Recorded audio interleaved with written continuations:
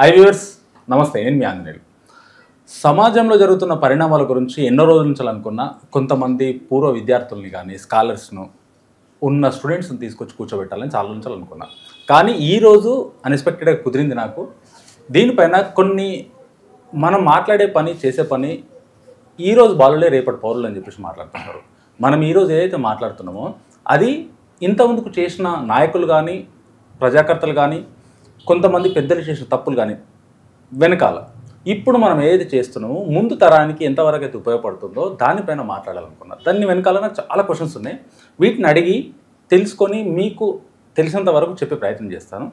నా ముందట OU current and పూర్వ విద్యార్థులు ఉన్నారు. అన్న, మీ అందరికి నమస్తే. నమస్తే. ఇప్పుడు నా ముందట ఉంది అన్న కరుణాకర్ గారు, రెడ్డి శ్రీనివాస్, నాగేశ్వర, ప్రవీణ్ గారు. వీళ్ళందరూ నాతో ఉన్నారు. ఇంకా కొంతమంది ఉన్నారు, రాలేదు. వీళ్ళందరితోటి ఒకరు స్కాలరు, ఒకరు ఎల్ఎల్బి, ఒకరు ఎల్ఎల్ఎం చేసిన వాళ్ళు. వీళ్ళందరూ కొన్ని విద్యార్థి సంఘాల్లో కూడా ఉండి మంచి కోసం పోరాడుతున్న వాళ్ళు.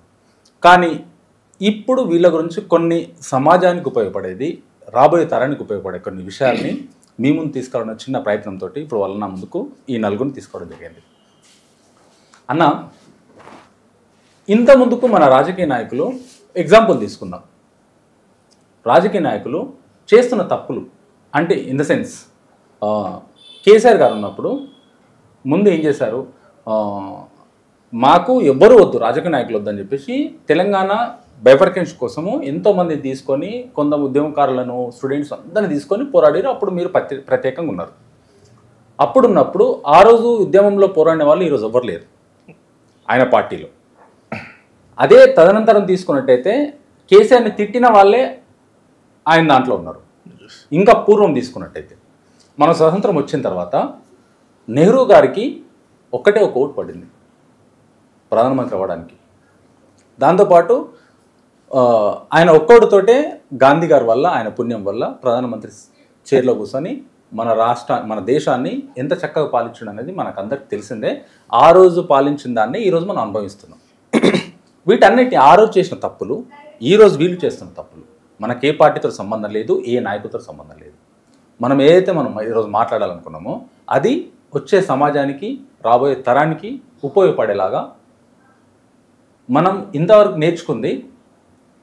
ఒకప్పుడు మనం చదువుకున్నది ఒక సబ్జెక్టు, ఇప్పుడున్న సబ్జెక్టు వేరు. స్కూల్లో కానీ ఎక్కడైనా కానీ. దీని గురించి మాట్లాడదాం అన్న. ఇప్పుడు రాజకీయ నాయకులు చేస్తున్న మొట్టమొదటి తప్పేంటి?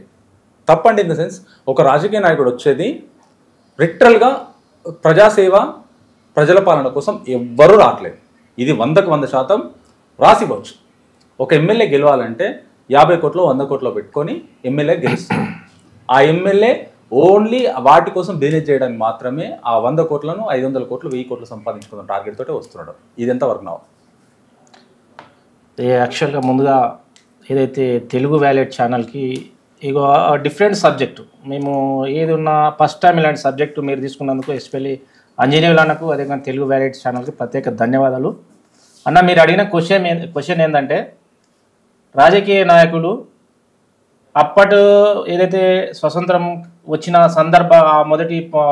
మొదటి సంవత్సరాలు వేరు, ఇప్పుడున్న పరిస్థితులు వేరు అనేది అక్షర సత్యము. ఎందుకంటే ఒకప్పుడు నెహ్రూ కానీ, గాంధీ కానీ, పటేల్ కానీ వాళ్ళు స్వతంత్ర నేపథ్యం తర్వాత భారతదేశాన్ని అడ్మినిస్ట్రేషన్లోకి వచ్చింది. అవును. అక్కడ ఉన్నటువంటి ప్రజా జీవితం వేరు, అక్కడ ఉన్నటువంటి పరిస్థితులు వేరు. నిజంగా పుచ్చలపల్లి సుందరయ్య అనే వ్యక్తి నిజంగా ఒక ముఖ్యమంత్రి అయ్యే పరిస్థితులు ఉండి ఇట్లా ఆయన సైకిల్ మీద అసెంబ్లీ కానీ పార్లమెంట్కి పోయిన సందర్భం ఇప్పటికి చాలామంది అక్కడక్కడ ఉన్నాడతారు. ఎందుకంటే మొత్తము రాజకీయంలోకి వచ్చిన అందరూ అదే పరిస్థితి అనేది నేను ఒప్పుకున్నాను. ఎందుకంటే ఇప్పటికి చాలామంది, ఇప్పుడు బీజేపీ కావచ్చు, కాంగ్రెస్ కావచ్చు, అంతేందుకు మన తెలంగాణలో ఖమ్మం జిల్లాలో 4 సార్లు ఎమ్మెల్యేగా ఉండి ఇప్పటికీ రేషన్ బియ్యం కోసం లైన్లో నిలబడ్డే వ్యక్తులు ఇట్లా ఈ సమాజంలో ఉన్నాం. అంటే సమాజంలో మంచి కన్నా చెడే ఆధిపత్యం ఉంది కాబట్టి ఎక్కువ మంది, ఇప్పుడు 119 నియోజకవర్గాలు ఉంటే 119 మంది కొంచెం గొప్పలు గారు వీళ్ళంతా కమర్షియల్ అని చెప్పలేను. అందులో దాదాపు ఉండొచ్చు, మీరు అన్నట్లు 80% ఉండొచ్చు, 20% మాత్రం కాదు, జెన్యున్గా ప్రజాసేవ చేయాలనే ఆలోచనతో ఉన్న వాళ్ళు అయితే ఉన్నారు. దానికి ఏంటంటే ఇక్కడ నాయకులే తప్పంటే నేను ఒప్పుకోలేను. ఇక్కడ నాయకుడే తప్పని, ఎందుకంటే ప్రజల తప్పు ఉంది.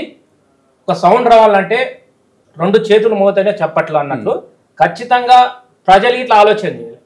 ఒకప్పుడు ఒక్క రూపాయి లేకుండా ఈరోజు మన ఏదైతే నల్గొండకు సంబంధించిన రావి నారాయణ రెడ్డి అనే వ్యక్తిని రూపాయి లేకుండా దేశంలోనే టాపెస్ట్ మెజార్టీ ఇచ్చిండ్రు నల్గొండ ప్రజావారు. అంటే ఆయన రూపాయి పెట్టలే, స్వచ్ఛందంగా వచ్చి ఈ నాయకుడు మాకేదో చేస్తాడు, ఈ నాయకుని వల్ల ఈ ప్రాంతం డెవలప్ అవుతుంది, ఈ నాయకుని వల్ల మా ఆత్మగౌరవం రెట్టింపు అవుతున్న ఆలోచనతో ఆ రోజు ఓట్లు వేసిన సందర్భం.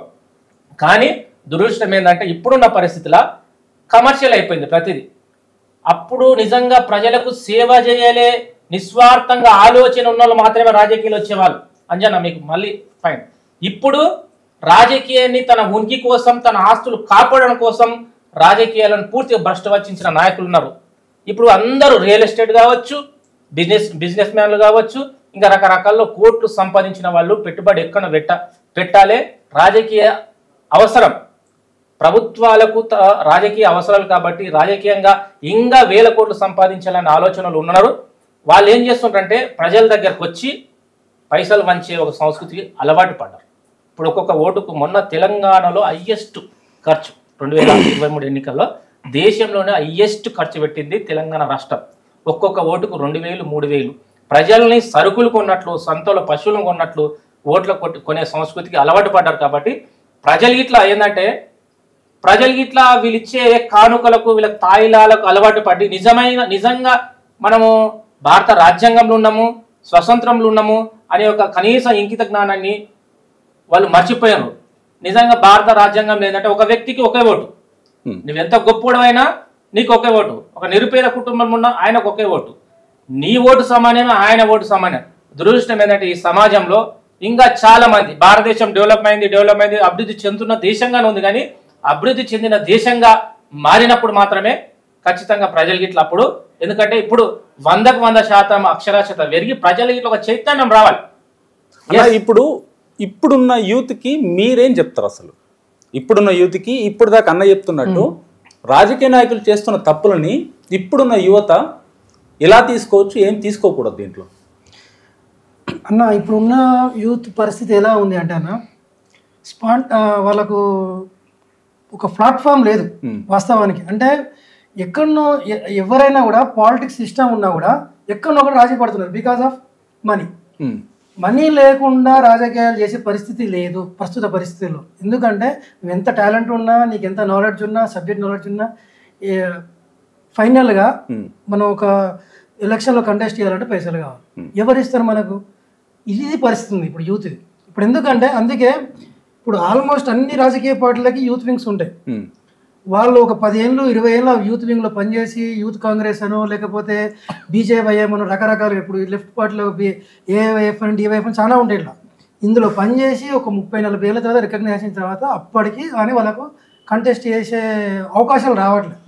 కానీ మనకు ఇష్టం ఉన్నా లేకపోయినా మనం ఒక పొలిటికల్ పార్టీని చూస్ చేసుకోవాలి, అందులో పనిచేయాలి. కాకపోతే ఏంటంటే అన్ని రాజకీయ పార్టీలు ఇప్పుడున్న పరిస్థితులు చూస్తే ఒకేలాగా ఉన్నాయి. వ్యక్తులు మారుతున్నారు తప్ప పార్టీలో విధానాలు ఏం మారట్లేదు. సమాజంలో ఇప్పుడు యూత్ ఎలా మారాలి అంటే యూత్ డైరెక్ట్ పాలిటిక్స్ రావాలి.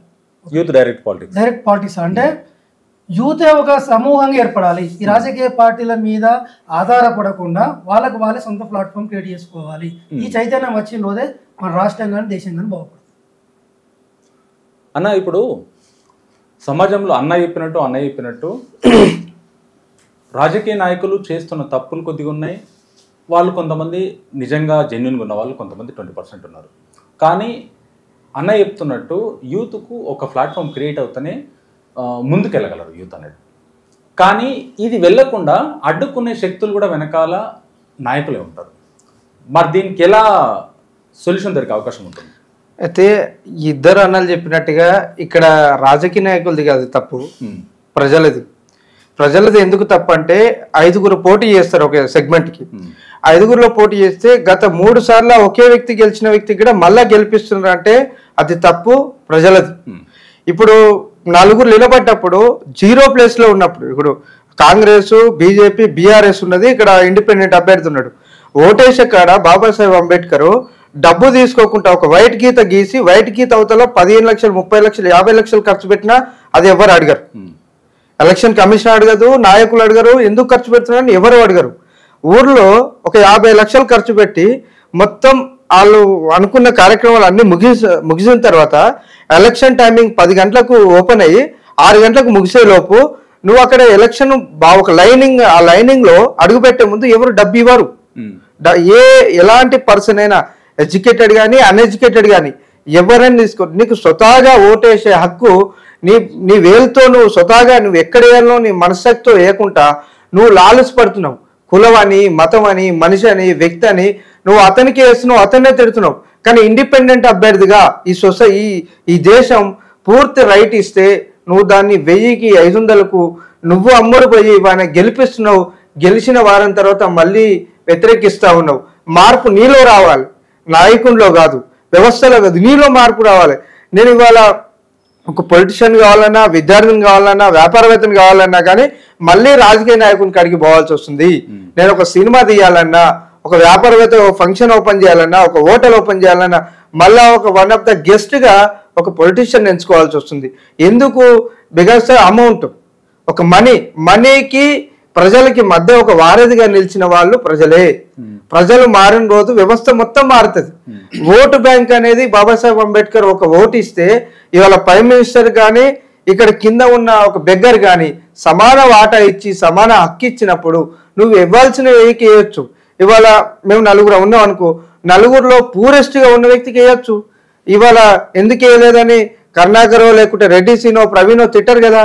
పరదకాడి పోయి వేసే గుణం నీ కాడ ఎప్పుడు వస్తుందో అప్పుడు దేశం మారుతుంది, వ్యవస్థ మారుతుంది.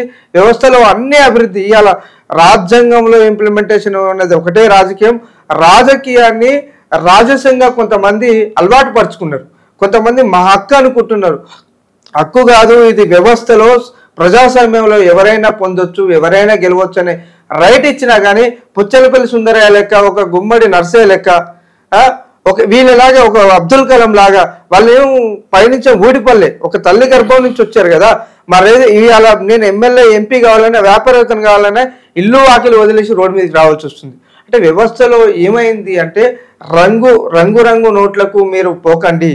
ఓటక్కు ఎక్కడుందో స్వచ్ఛత, మీరు ఏమన్నా కొనాలంటే నాణ్యత ఉందా అని అడుగుతారు. ఇవాళ చికెన్ సెంటర్కి వెళ్ళి ఫ్రెష్గా ఉందా అంటారు, స్ట్రీట్ హౌస్కి వెళ్ళి స్వచ్ఛత ఉందా అంటారు. మరి ఓటు వచ్చేటప్పుడు ఎందుకు స్వచ్ఛత ఉండదు? ఎందుకు స్పష్టతమైన అవగాహన లేకుండా ఎందుకు ఓటేస్తా ఉన్నారు? ఎందుకు? నువ్వు ఆ మురికిలో ఉంటున్నావు కాబట్టి వ్యవస్థ కూడా మురికి అయిపోయింది.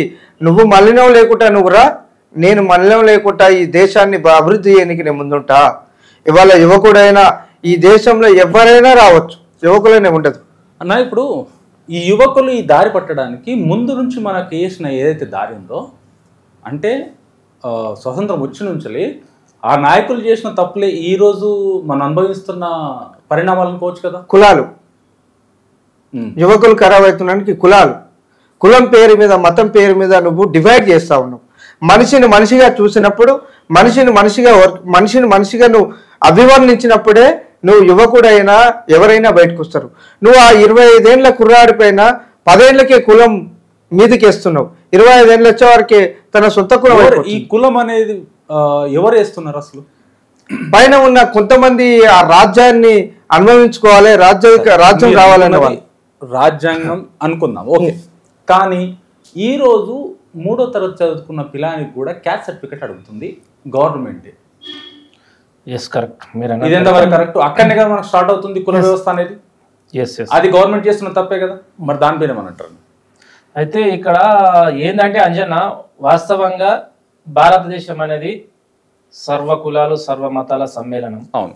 దురదృష్టవశాత్తు ఏమైందంటే ఏ వ్యక్తులైతే కులరహిత సమాజం, మతరహిత సమాజం అని మాట్లాడుతున్నామో అవే ప్రభుత్వాలు కులాల పేరుతో కొందరికి బాధ కలవచ్చు.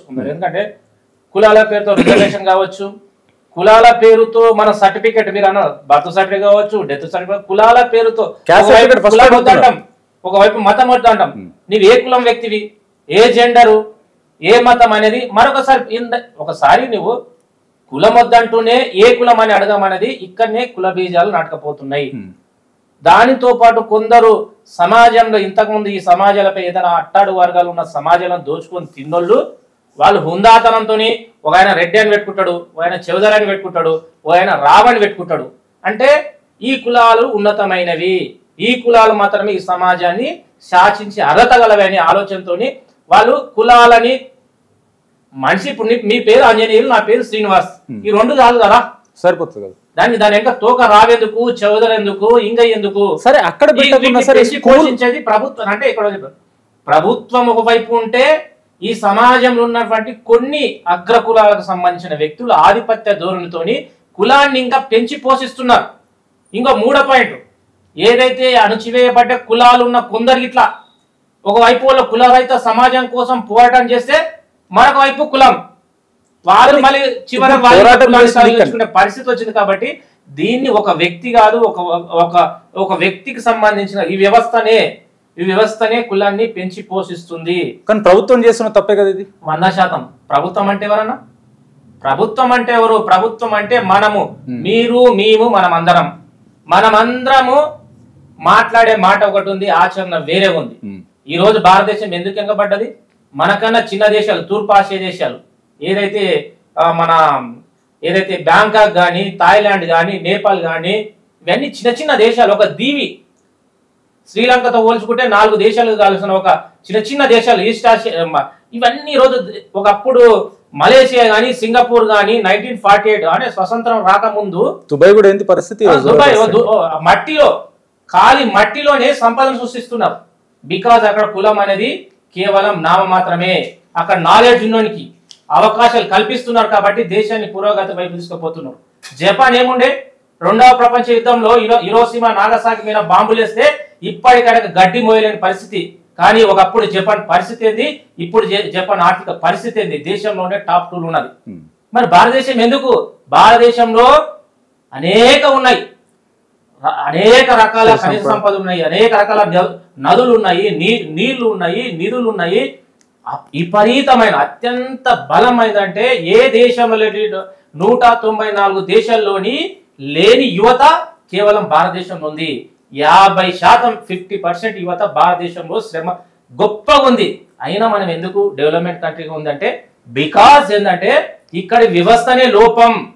ఈ వ్యవస్థని సరిద్దాలంటే కొత్త వ్యవస్థను తీసుకురావాలి. కొత్త వ్యవస్థ అయితే ఎక్కడి నుండి రాదు, మన యొక్క ఆలోచన విధానానికి రావాలి. అంజనీయులో మాట్లాడే విధానం, మనం అందరం మాట్లాడే విధానం ఈ దేశాన్ని ఏ విధంగా ముందుకు తీసుకుపోవాలని ఒక గొప్ప నూతన. ఎందుకంటే మనం ఒక అణచివేతకు అభివృద్ధికి మధ్య ఒక సంధియుగంలో ఉన్నాం. ఆ సంధియుగాన్ని కొత్త చరిత్రను సృష్టించే అవకాశం ఈ రోజు 18 నుండి 35 సంవత్సరాలు ఉన్న ప్రతి యువకుడు ఖచ్చితంగా, తెలంగాణ కాదు దేశంలో ఉన్న ప్రతి యువకుడు ఆలోచన చేయాలి. దేశాన్ని 75 ఏళ్ళకెళ్ళి ఇంకా డెవలప్మెంట్ మన శ్రీలంకతో పోల్చుకుంటున్నాం, లాస్ట్ కు పాకిస్తాన్తో పోల్చుకుంటున్నాం, నేపాల్తో పోల్చుకుంటున్నాం. కానీ ఈరోజు అమెరికాతో ఎందుకు పోల్చుకుంటలేము, ఆస్ట్రేలియాతో ఎందుకు పోల్చుకుంటలేము, లండన్తో ఎందుకు పోల్చుకుంటలేము? కాబట్టి మన ఆలోచన విధానాన్ని వీడనాడాలి. మనం ఇంకా సంకుచిత ధోరణితో ఉన్నంత మాత్రాన మనము డెవలప్మెంట్ కావు. ఖచ్చితంగా అమెరికాతో పోటీ పడిన ఆలోచన ఉన్నప్పుడు మాత్రమే మన విధానాలు, మన ఆలోచన విధానం చేంజ్ అవుతుంది. నేను ఒకటే చెప్తున్నా, ఈ రాష్ట్రంలో కానీ ఈ దేశంలో ఉన్న యువకులు మనం ఇట్లా చాలా, ఎందుకంటే ఈ యూట్యూబ్ ఇవన్నీ ఛానల్స్ వచ్చినప్పటికీ యువకులకు కనీసం ప్రధానమంత్రి ఎవరో చెప్పలేని పరిస్థితులు ఉన్నారు. భారత రాజ్యాంగాన్ని ఎవరు రాసించారంటే యూట్యూబ్ లో మీలాంటి వాళ్ళే. అసలు 15 ఆగస్టు అంటే ఏంది ప్రత్యేకత, 26 జనవరి ఏంది ప్రత్యేకత అంటే చెప్పలేని పరిస్థితి.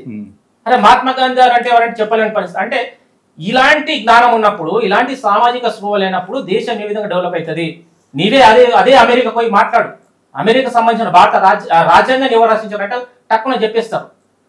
వాళ్ళకి సంబంధించిన వాళ్ళ యొక్క చరిత్ర కానీ వాళ్ళ యొక్క అస్తిత్వాన్ని కానీ గొప్పగా పాఠ్య పుస్తకాలు చెప్తున్నారు. మనోళ్ళు ఏది ఉన్నా పాఠ్య పుస్తకాలకు అదే విధంగా బయట సమాజానికి పూర్తిగా పొందాలని వ్యత్యాసం ఉంది, అగాధం చాలా ఉంది.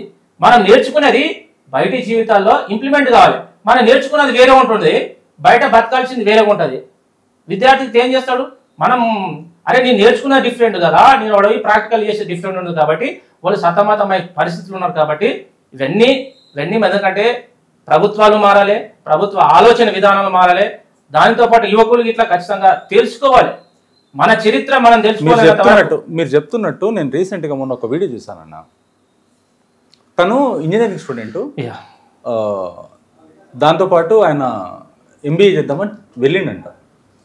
ఇంట్లో స్కూటర్ ఖరాబ్ అయితే కూడా తనంతలు తాను చేసుకోలేని సిచ్యువేషన్ నుండి వాచ్మెన్ ఉద్యోగం చేసుకుంటుంటారు రోడ్డు పైన.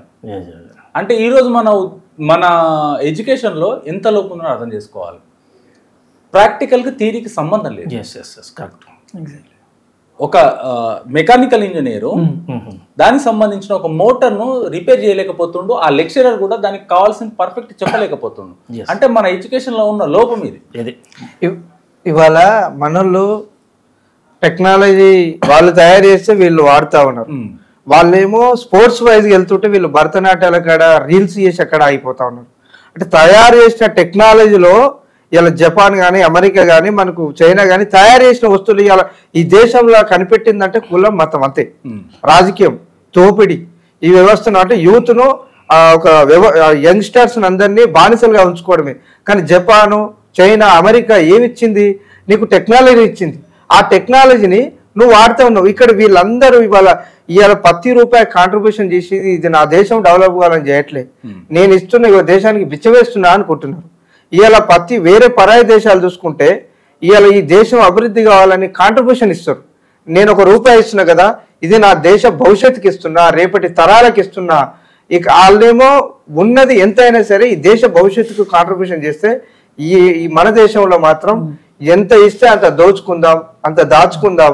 ఇవాళ ఎవరెక్కడ పోయినా సరే ఇవాళ మీరు అన్నట్టుగా సుభాష్ చంద్రబోస్ని చూపెట్టి అంబేద్కర్ అంటారు, అంబేద్కర్ని చూపెట్టి సుభాష్ చంద్ర అంటే వాళ్ళకి తెలియక కాదు. వ్యవస్థలో ఒకరికి బానిసత్వంగా బతికే బతుకు ఇప్పటికీ అలానే ఉన్నారు. ఇవాళ బ్రిటిష్ వాడు పోయిండు, తరిమేసినాం. మన వాళ్ళంతా కొట్టడం, విప్లవాలు చేయడం, భావోద్వేగంగా మాట్లాడి స్పీచ్లు ఇవ్వడే. కానీ ఇవాళ చైనాతో, జపాన్తో ఎందుకు పోటీ పడట్లేం? మన వాళ్ళు ఎప్పుడు యుద్ధాలు చేయడమే. ఆ యుద్ధాలు వాళ్ళు ఇచ్చిన వస్తువే. నువ్వు కనిపెట్టింది ఏంది? నీ దేశం కనిపెట్టింది ఏంది? ఈ ఇండియా కనిపెట్టింది కులాన్ని కనిపెట్టింది, మనిషికి మానవత్వం లేకుండా కనిపెట్టింది, కులాలను కనిపెట్టింది, మతాలను కనిపెట్టింది. వాళ్ళు ఎవరైతే కులాలకు మతాలకు ఆధిపత్యం వహించే వాళ్ళ ఆస్తులు పెంచింది. ఇలా ఎడ్యుకేషన్ ఎక్కడుంది? ఇలా కొనుక్కోవాల్సి వస్తుంది.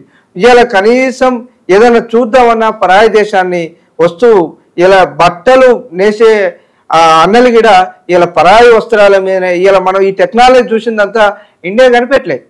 ఇలా ఈ రిమోట్ కానీ ఈ టెక్నాలజీ కానీ ఇండియా కనిపెట్టలేదు. ఇండియా కనిపెట్టింది ఏంది? ఇండియా కనిపెట్టింది మనిషిగా బానిసత్వం చేసుకోవడమే. ఈ బానిసత్వం పోయి ఈ మానవత్వం ఎప్పుడైతే వస్తుందో ఈ దేశం నాది అని చెప్పుకోవాలి. పరాయి దేశాలను తిట్టి యుద్ధం చేసి ఈ దేశం ఆ దేశం విడగొట్టడం కంటే సమానత్వం, మానవత్వం అని చూపెట్టి మనం ఖర్చు పెట్టే ₹10 కాంట్రిబ్యూషన్గా ఇచ్చినప్పుడు ఈ దేశం బాగుంటుంది. అన్న వాస్తవానికి మీరు అన్న క్వశ్చన్ చాలా వ్యాలిడ్ క్వశ్చన్. మన ఎడ్యుకేషన్ సిస్టమ్ మీద సీదా అడిగారు. ఇప్పుడు మనం వాడుతున్న mobile phone, Google, Qualcomm, Android, Facebook, X కానీ, WhatsApp, Instagram, any social media మన దేశంలో ఏది తయారు చేయదు. ఓకే, అన్నీ యుఎస్ నుంచో లేకపోతే జపాన్ నుంచి వచ్చిన కంపెనీస్. జస్ట్ మనం వాటికి ఒక వినియోగదారులు మాత్రమే. మన దేశంలో విద్యా వ్యవస్థ ఎట్లుందంటే మన హైదరాబాద్ కానీ ఓవర్ తెలంగాణలో 150 ఇంజనీరింగ్ కాలేజీలు ఉంటాయన్న. 150 ఇంజనీరింగ్ కాలేజీలో ప్రతి సంవత్సరం ఒక 10,000 మంది ఇంజనీరింగ్ గ్రాడ్యుయేట్లు బయటకు వస్తున్నారు. ఇలా పరిస్థితి ఏంటంటే గవర్నమెంట్ ఎప్పుడన్నా ఒక సర్వే చేసిందా? అసలు ఇంజనీరింగ్ గ్రాడ్యుయేట్లు తెలంగాణలో పూర్తి చేసిన వాళ్ళకి ఎంతమంది వాళ్ళు చదువుకున్న చదువుకు దగ్గర జాబులు వస్తున్నాయి? ఏదీ లేదు. మన దగ్గర వచ్చేటి ఓన్లీ డిగ్రీలు వస్తాయి, నాలెడ్జ్ రాదు. మన విద్యా వ్యవస్థ ఒక చెత్త. నువ్వు ఒక పర్సెంటేజ్ సర్టిఫికేట్లో నీకు 100కి ఒక 70%, 80% మార్కులు చూస్తాం. కానీ వానికి 80% వర్త్ నాలెడ్జ్ ఉందని ఎప్పుడు టెస్ట్ చేయరు. మనదంతా ఈ బట్టి చదువు చేయబట్టి మొత్తం కొలాప్స్ అయిపోయింది. ఇంజనీరింగ్లో 8 సెమిస్టర్లు ఉంటే 4 years చాలామంది బ్యాక్లాగ్స్ ఉండిపోతాయి అన్న. ఉండి వాళ్ళు ఫైనల్గా మీరు అన్నట్టు ఇందాక వాచ్మెన్ గానో లేకపోతే ఇంకేదన్నా మెడికల్ రిప్రజెంటేటివ్ ఇలాంటి వాటికి వెళ్ళిపోతున్నారు. అసలు ఎందుకు ఇన్ని ఇంజనీరింగ్ కాలేజీలకు ఎందుకు అడ్డగోల గవర్నమెంట్ పర్మిషన్లు ఇస్తున్నాయి? ఎందుకు క్వాలిటీ ఉందా అసలు ఎక్కడన్నా? కోళ్ళ ఫారాలు లెక్క ఉన్న ఇంజనీరింగ్ కాలేజీలు ఇక్కడ క్వాలిటీ లేకుండా ఇష్టం వచ్చినట్టు జస్ట్ మేనేజ్మెంట్లు ప్రభుత్వాలతోటి మిలాఖతై నడుపుతున్న ఇంజనీరింగ్ ఎడ్యుకేషన్ ఉంది మనది. ఇదే ఇంజనీరింగ్ అంటే not only engineering, professional education ఏ తీసుకున్నా, ఇంజనీరింగ్, మెడిసిన్, లా. ఇప్పుడు లా కూడా అలాగే తయారైంది. ఎవ్వరు కాలేజీకి వెళ్ళరు. వాళ్ళకి సిఆర్పిసి, ఐపీసీ అంటే కూడా తెలియవు, కానీ డిగ్రీలు వస్తాయి అందరికీ. వీళ్ళు రేపు జ్యుడిషియరీకి వెళ్ళావు లేకపోతే ఒక ఇంజనీరింగ్ కన్స్ట్రక్షన్ కడితే ఎలా ఉంటుంది? మనం చూస్తూనే ఉన్నాం ఎన్ని బ్రిడ్జిలు ఊలిపోతున్నాయో. పరిస్థితి అలా ఉంది, మన ఎడ్యుకేషన్ సిస్టమ్ అలా ఉన్నప్పుడు ఎక్కువ క్వాలిటీ అడుగుంటుంది మన దేశంలో. ఇంతవరకు మనం ఒక సర్చ్ ఇంజిన్ కనిపెట్టలేని పరిస్థితిలో ఉంది మన దేశం. మన ఐఐటీలు కానీ మన దగ్గర ఉన్న మన యూనివర్సిటీ ఇంజనీరింగ్ కాలేజీలు తీసుకున్న జేఎన్టీయూ, ఓయూ, కేయూ ఏది తీసుకున్నా కూడా ఒక సర్చ్ ఇంజిన్ కనిపెట్టలేమన్నా. ఎంతసేపు మనం గూగుల్కి బానిస ఎందుకు? మనం గూగుల్కో ఒక యావుకో ఎందుకు మనం బానిసలు? ఒక సర్చ్ ఇంజిన్ కనిపెట్టలేని పరిస్థితిలో మన విద్యా వ్యవస్థ ఉన్నప్పుడు ఏం రీసెర్చ్ జరుగుతుంది? గవర్నమెంట్ కూడా రీసెర్చ్కి ఫండింగ్ ఇవ్వట్లేదు. జస్ట్ మీకు డిగ్రీలు వస్తే చాలు. అవి కూడా ఇప్పుడు చాలా వరకు యూనివర్సిటీలో ఫీజు బకాయిలు ఉన్నాయి, ఫీజు రియంబర్స్మెంట్ పూర్తి స్థాయికి వస్తలేవు. ఇది ఉంది మన పరిస్థితి. ఇక మనం ఎక్కడ క్వాలిటీ ఎడ్యుకేషన్ ఎక్కడ వస్తుంది? అందుకే మెకానికల్ ఇంజనీర్స్ అయినా కూడా ఒక చిన్న స్కూటర్ కూడా టీవీఎస్ 50 కూడా రిపేర్ చేయలేని పరిస్థితి ఉందంటే మన దేశం అది పరిస్థితి. అన్న ఇప్పుడు మీతోటి మాట్లాడినట్టయితే రీసెంట్గా మనం చాలా చూస్తున్నాం, మన ఇంజనీరింగ్ కాకుండా ఇంటర్మీడియట్ విద్యార్థులే విపరీతంగా చనిపోతున్నారు. అదే హాస్టల్ ఉంటుంది అంటే కాలేజీ పేర్లు మీరు చెప్పొచ్చు కానీ మేము చెప్పకూడదు. దాంట్లో నిరువెట్టుకొని చచ్చిపోవడము, గొడవలు కావడము ఇవన్నీ జరుగుతున్నాయి. ఆ ఇంటర్మీడియట్ ఏదైతే 2 సంవత్సరాలు ఉందో దానిలోనే పిల్లలు స్ట్రెస్కి గురై ఎందుకు చనిపోతున్నారు అంటే ఇప్పుడు అన్న విద్యా వ్యవస్థ ఎట్లయిపోయిందంటే కాంపిటేటివ్ సిస్టమ్ ఎక్కువైపోయింది. పోటీ ప్రపంచంలో ర్యాంకుల సిస్టమ్ ఎప్పుడైతే వచ్చిందో ఈ ర్యాంకుల సిస్టంలో ఏమవుతుందంటే ఎక్కడైతే ఇప్పుడు ప్రొఫెషనల్గా ఉన్న కాలేజీలో ర్యాంకు రావాలని చెప్పేసి పిల్లల మీద ఎక్కువ ప్రెజర్ పెట్టడం జరుగుతుంది. తల్లిదండ్రులు కూడా మా పిల్లలకి ర్యాంకులు రావాలా, సీట్లు రావాలా, ఐఐటీలో లేకపోతే ఎంబీబీఎస్లో ఎంసెట్లో రావాలని చెప్పేసి వాళ్ళు కూడా ఇంట్రెస్ట్తో పిల్లలు ఉన్నత కాలేజీలు వేస్తున్నారు. వేయడం వల్ల ఇక్కడ యాజమాన్యాలు ఏం చేస్తున్నాయంటే వీళ్ళ ర్యాంకుల కోసం, వీళ్ళ డబ్బుల కక్కుర్తి కోసం పిల్లల మీద విపరీతమైన స్ట్రెస్ గురి చేస్తారు, ఒత్తిడి చేస్తారు. ఆ ఒత్తిడి గురైన పిల్లలు చదివే పిల్లలు చదువుతున్నారు. చదివే పిల్లలు వాడు వచ్చేసరికి వాడు అనుకున్న గోల్కు రీచ్ అవుతాడు, చదువుతాడు. చదువు కొంచెం అర్థం కాని పిల్లలు, వేరే పిల్లలు అక్కడ ఇట్లా చెప్పలేక ఇక్కడ చదవలేక వాడు సూసైడ్ చేసుకుంటాడు. దీనికి అంతటి కారణం ఎవరు? యాజమాన్యాలు ఏం చేస్తున్నాయి? పిల్లల మీద బాగా ఒత్తిడి చేస్తుంది. ఈ ర్యాంకుల సిస్టమ్, ఈ కార్పొరేట్ వ్యవస్థలో ఎప్పుడైతే ఈ ర్యాంకుల సిస్టమ్ పోయి పిల్లల మీద ఒత్తిడి తగ్గుతుందో చదవాలి. అది ఎప్పుడు చదవాలి? కొన్ని గంటలు మాత్రమే చదవాలి. బోర్డ్ ఆఫ్ ఇంటర్మీడియట్ ఒక నియమ నిబంధన ఏర్పాటు చేసింది. ఉదయం నుంచి సాయంత్రం వరకు ఆ టైంలో చదవచ్చు. కానీ ఇక్కడ ఏం జరుగుతుంది? డే అండ్ నైట్ ఒకటే ప్రెజర్ పెట్టి పిల్లలను చదివేయడం వల్ల వాళ్ళు మానసికంగా వేరే ప్రపంచంలో మాకు ఏదో జరుగుతుందన్న ఆవేదనలోకి వెళ్ళి సూసైడ్ చేసుకోవడం జరుగుతుంది.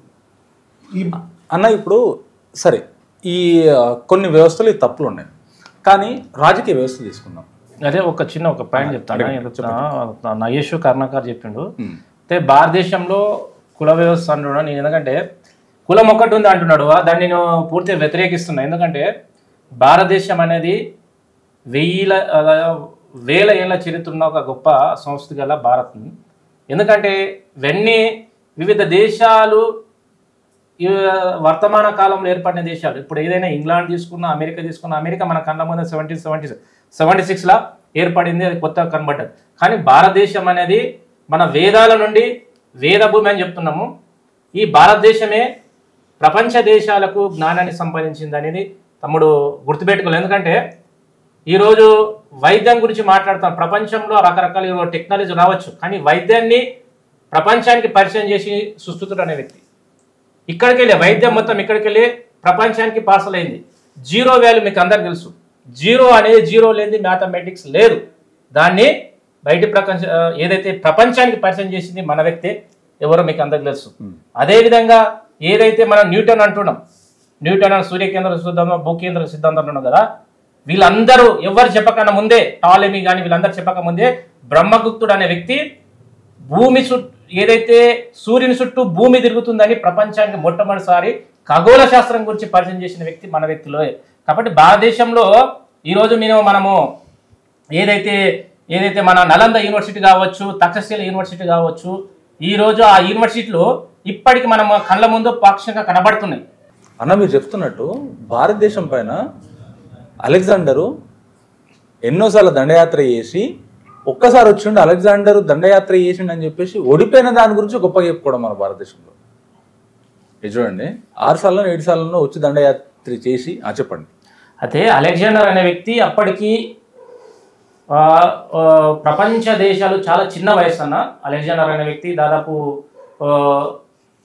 మధ్య ఆసియాలో ఉన్నటువంటి రాజ్యాలను మొత్తం జయించి దాదాపు అతి చిన్న వయసులో 19-20 ఇయర్స్ ఉన్నప్పుడే ఆయన ఏ రాజ్యంలో అడుగుపెట్టినా విజయమే. తన యొక్క సేన అలాంటిది. ఆయనకు గురువు ఎవరంటే అరిస్టాటిల్.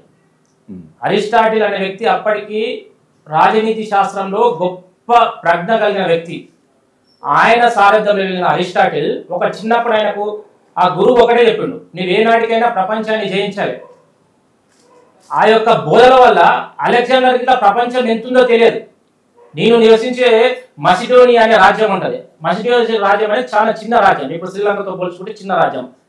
ఆయనకు ప్రపంచం ఎంతుందో తెలియదు కానీ ప్రపంచాన్ని జయించాలనే ఒక కళ ఉంటుంది. ఆ సందర్భంలో అరిస్టాటిల్ చెప్తాడు, నా శిష్యుడు గొప్పగా ప్రపంచాన్ని జయించాలి, ప్రపంచ విజేత కావాలని కలలు అంటాడు.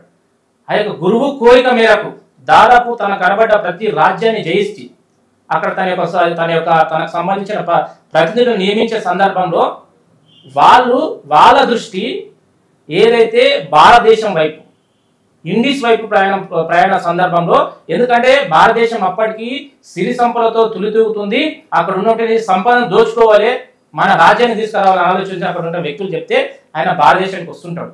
భారతదేశానికి వస్తున్న సందర్భంలో వాయువ్య భారతదేశం మీకు అందరికీ తెలుసు, పాకిస్తాన్, ఆఫ్ఘనిస్తాన్ ఆ రూట్లో వస్తున్నప్పుడు అక్కడ పురుషోత్తముడు అనే వ్యక్తి దాదాపు అలెగ్జాండర్ దండయాత్ర చేస్తుంటే చాలా మంది మన భారతదేశంలో చాలా మంది రాజులు ఆయనకు జేజేలు వలిగిన సందర్భాలు ఇట్లున్నాయి.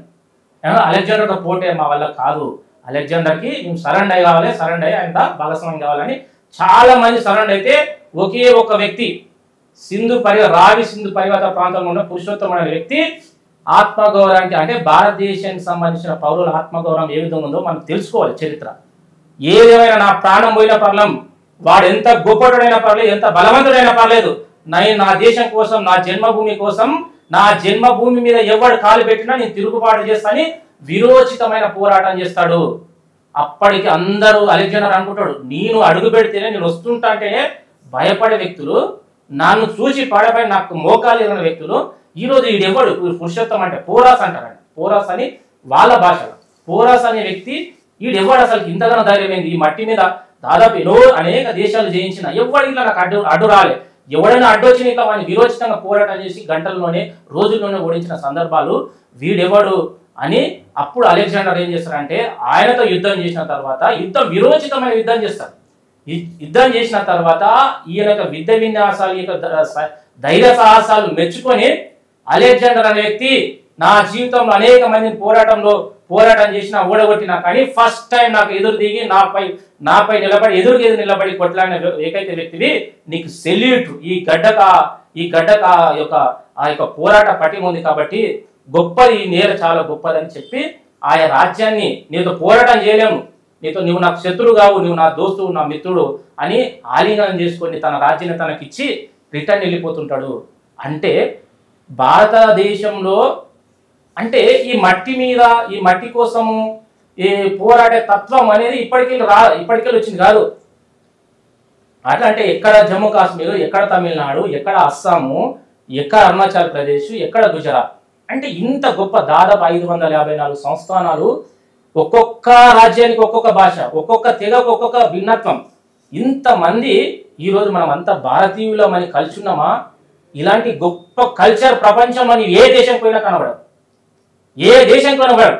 నీ కులం, మతం, నీ వర్గం, నీ లింగం ఏదున్నా చివరకు మనం అంతా భారతీయులం అనే ఉంది కదా, ఇది అనేది ప్రపంచంలో ఏ దేశానికి కనబడదు.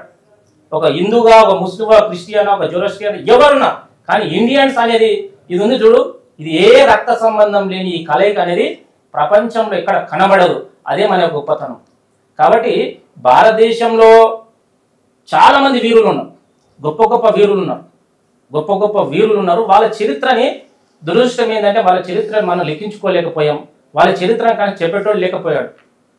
అందరు వేరేల గురించి మాట్లాడుతున్నారు, మన చరిత్ర మనం చెప్పుకోలేని పరిస్థితులు ఉన్నాయి. కాబట్టి ఇప్పటికైనా ప్రభుత్వాలు కావచ్చు, సామాజిక న్యాయం కోసం ప్రజాస్వామ్యాన్ని కాపాడే వ్యక్తులు కానీ, ఈ దేశం మీద విపరీతమైన ఆలోచన ఉన్నోళ్ళు చిన్న కనీసం డాక్యుమెంట్ రూపంలో కావచ్చు, ఇప్పుడు ఎందుకంటే ఖచ్చితంగా పేపర్లు చూసే పరిస్థితి చాలా తక్కువ, ఇట్లా మీలాంటి ఛానల్స్ కావచ్చు, ఇంకా వేరే ఛానల్స్ కావచ్చు, ప్రపంచానికి చెప్పే ప్రయత్నం చేయాలి.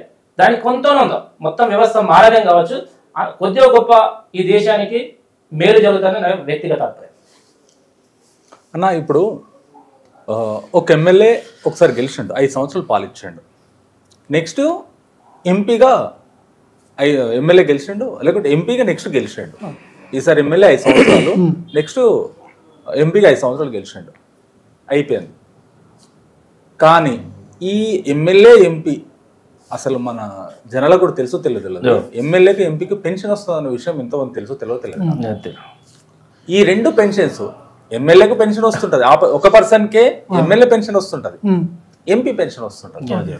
అంటే ఒక ఎమ్మెల్యే ఎంపీలకు 2 పెన్షన్స్ రావడము ఎంతవరకు కరెక్ట్? వీళ్ళకి పెన్షన్స్ అవసరం అసలు? మీరు అందరు ఇట్లలో చెప్పండి నాకు. రైట్, నేను చెప్తాను.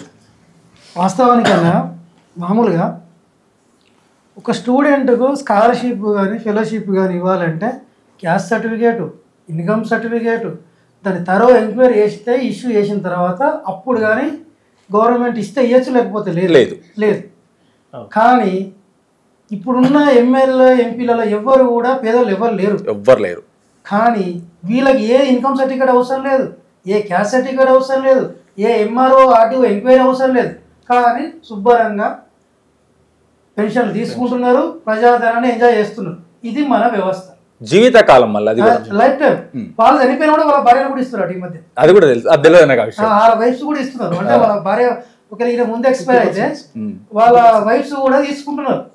ఇది మన వ్యవస్థ. దీన్ని మారాల్సిన అవసరం ఉంది. ఎందుకంటే అమెరికా ప్రెసిడెంట్ కన్నా ఈవెన్ ప్రెసిడెంట్ ఆఫీస్ను కూడా తన సొంత అమౌంట్ నుంచే మెయింటైన్ చేయాలన్నట్టు నేను చదివిన కూడా ఆర్టికల్లో. ఆ ప్రెసిడెంట్ ఎవరైతే అమెరికన్ ప్రెసిడెంట్ అవుతారో ఆ ప్రెసిడెంట్ ఆఫీస్ని తన సొంత డబ్బులతోనే మనం మెయింటైన్ చేయాలి. కానీ మన దగ్గర ఇండియాలో ఒక్కసారి ఎమ్మెల్యే ఎంపీ అయితే MP quarters, allowance, travel allowance, phone, ప్రతిదీ వాళ్ళ పిఏ కూడా గవర్నమెంట్ నుంచే రావాలి జీతాలు. ఇది మన ఈ సిస్టమ్ మారాలని. ఒక ఎమ్మెల్యే ఒకసారి పోటీ చేసే విధానం రావాలి మన దగ్గర. అప్పుడే ఈ డెమోక్రసీని సేవ్ అవుతుంది. ఎందుకంటే ఒక్కరే 10 సార్లు 5 సార్లు రేపు చచ్చిపోతే దాకా కూడా ఎమ్మెల్యే కంటెస్ట్ చేస్తున్నారు. చాలామంది చూసా. తమిళనాడు ఇదివరకు దివంగత ముఖ్యమంత్రి కరుణానిధి గారు తాను లాస్ట్ 15 ఏళ్ళ తెలిసి వీల్ చైర్లో కూర్చున్నాడు. తను ఎప్పుడు నియోజకవర్గం తిరుగుతాడు, రాష్ట్రంలో ఎడ తిరుగుతాడు, తన నియోజకవర్గం పెండో లేదు. అంటే ఇంత దారుణమైన పరిస్థితి ఉంది మన దేశంలో కానీ రాష్ట్రంలో కానీ. ఇది సిస్టమ్ మారాలి. ఎవరికైనా ఒకటేసారి అవకాశం ఇస్తే మేబీ చేంజెస్ ఏమైనా రావచ్చు. మరి ఏంటంటే పింఛన్ వ్యవస్థ తీసేయాలి. పింఛన్లు అసలు ఎమ్మెల్యేలకు ఎంపీలకు పింఛన్ వ్యవస్థ తీసేయాలి. ఇంకోటి ఏంటంటే వాళ్ళకి ఆల్రెడీ వేరే కోట్లు ఉంటాయి, వెల్ సెటిల్డ్ బిజినెస్ మ్యాన్. వాడు ఫారెన్ పోయి సంపాదించుకోవచ్చు, ఇక్కడ ఇన్వెస్ట్మెంట్ పెట్టి ఉద్యోగాలు చేసి ఈ ఎమ్మెల్యే పోటీ చేసి అని చేస్తాడు. ఆల్రెడీ డబ్బు ఉంది ఆయన. డబ్బున్న ఆయనకు పింఛన్ ఎందుకన్నా? చిన్న లాజిక్ ఏంటంటే డబ్బు ఉన్న వాళ్ళకి పింఛన్ ఎందుకు? ఆల్రెడీ వెల్ సెటిల్డ్ కదా. ఒక పేదోనికి రేషన్ కార్డు ఇచ్చి పింఛన్ ఇస్తానికి ఏమో 5 అడుగుతావు. అక్కడ గుడిసె ఉండదు, ఇల్లు ఉండదు, వాడేం పని చేసుకోరు. ఇంట్లో ఒక భర్త భార్య కోసం భర్తకు రాదు, భర్త కోసం భార్యకు రాదు. ఒక 3,000 ఇవ్వడానికి ఒక గవర్నమెంట్ ఇన్ని ఆపసోపాలు బడి చేస్తుంటే ఒక 2 లక్షల రూపాయలు పింఛన్ ఇచ్చి అది ఇలా ఇచ్చుకుంటా పోతే ఎంతవరకు కరెక్ట్? ఇది ప్రభుత్వాలు కూడా ఆలోచించి అసలు పింఛన్ వ్యవస్థను తీసేయాలి. భారతదేశంలో రాజకీయ నాయకులకు పింఛన్ వ్యవస్థ తీసేయాలి అసలు. అన్న మీరే చెప్తున్నారు. అయితే ఇప్పుడు ఎమ్మెల్యే ఒకసారి గెలవగానే 2వ సారి పోటీ చేయొచ్చు, 3వ సారి చేయొచ్చు.